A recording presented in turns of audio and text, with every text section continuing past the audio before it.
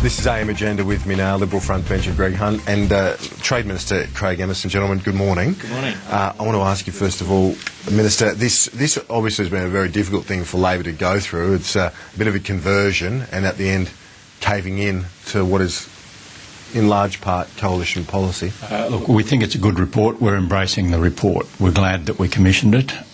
Labor at the National Conference last year formally validated offshore processing. There were some in the Labor Party who were uncomfortable with that. We changed that policy to ensure that we could do measures such as implement the Malaysian arrangement and Nauru and Manus. So we embrace the report and we believe that the time has come to fix this problem, because I think, Greg, on this occasion we might find agreement that it's just unacceptable, people drowning at sea, and the indications from the coalition are positive. If we can get this through during the week, then that will be a great result, not only for Australians but for those asylum seekers who have lost their lives. It looks like that will be the case, according to what Scott Morrison told me this morning, that the coalition will back the re-establishment of offshore processing on Nauru and Manus.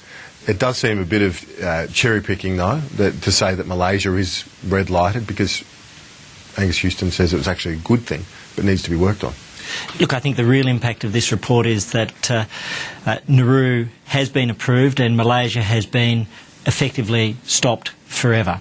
The reason I say that is because the conditions required to establish an arrangement with Malaysia will simply never be met. The report sets out that there has to be legally binding guarantees agreed with Malaysia. The Immigration Minister himself has made it absolutely clear that Malaysia will never sign up to those. So what's the result? We've essentially had 4 years of genuine catastrophic policy failure with a deep human consequence. Now we have a significant return to the measures which were in place but which were dismantled. The result, hopefully, will be some improvement, but the government needs to put in place the full suite of measures that we've proposed. But we will be constructive. We're seeking to be constructive. At this moment, we're going through the legislation which we received late last night, but our goal, intention is to be constructive and supportive, subject to being fully satisfied with the legislation. Is this a case, Minister, where the Labor Party in opposition, it's easier in opposition, isn't it, to criticise policies, to say they're inhumane and so on, but you've arrived in government and realised we've dismantled it, and now it's all backfiring. The difficulty with Nauru, as it was people staying there, indefinitely, and we did have problems with that. But people would stay longer under this plan. Well, I think longer than indefinitely must be forever. No, but I will come to that. You're raising a valid point, and I'm not seeking to deflect that point. This isn't the same policy as the Howard government implemented. What it actually means is that if you end up in Nauru, you're assessed as a refugee, then you take your place in the queue. And we think that is fair. I'm not going to disguise the fact that the Labor Party thinking on this has shifted over time, as reflected in the National Conference last year.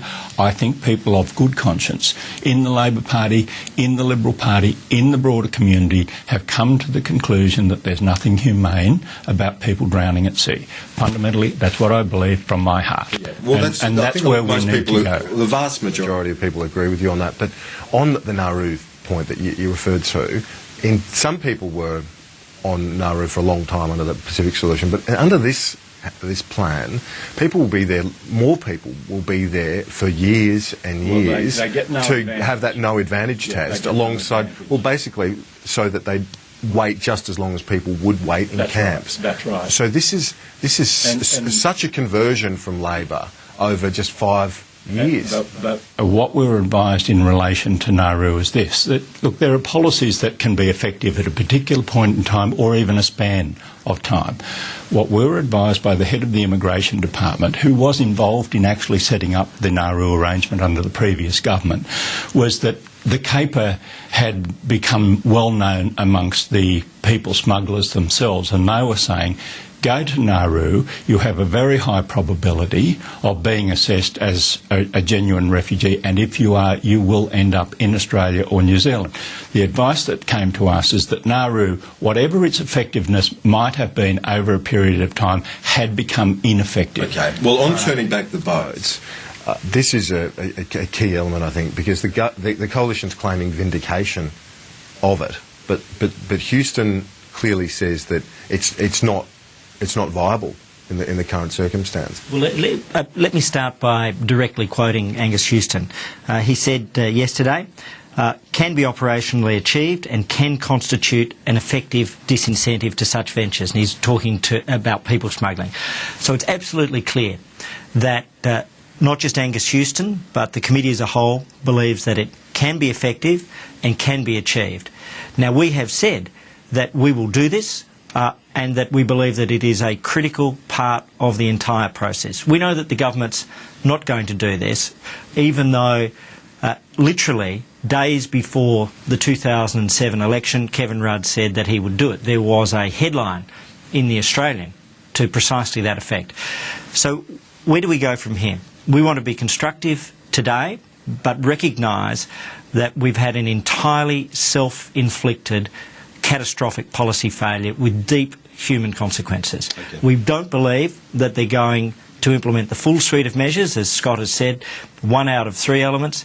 It's a start, but without the full 3, I think it's unlikely to be effective. We won't implement TODAC because, and I'm not seeking to make political points here, I'm just seeking to inform your viewers that in fact what Angus Houston went on to say is that you would need an agreement with the relevant country, that is Indonesia. The Indonesian authorities have made it clear to us on an enormous number of occasions that they will not agree. Well, you disagree they will not on that, agree. but the coalition say They can do it and would do it. Let's move on. Only 2 minutes left, so if we could keep this tight. But I want to ask you about the linking to the European emissions trading scheme as part of a plan to scrap the floor price on the carbon tax and the subsequent emissions trading scheme. Is that what the government's looking at? We've always been in favour of international linking. This is an emissions trading scheme, starts with a fixed price for 3 years. You're talking about what happens after that 3-year period when the price floats.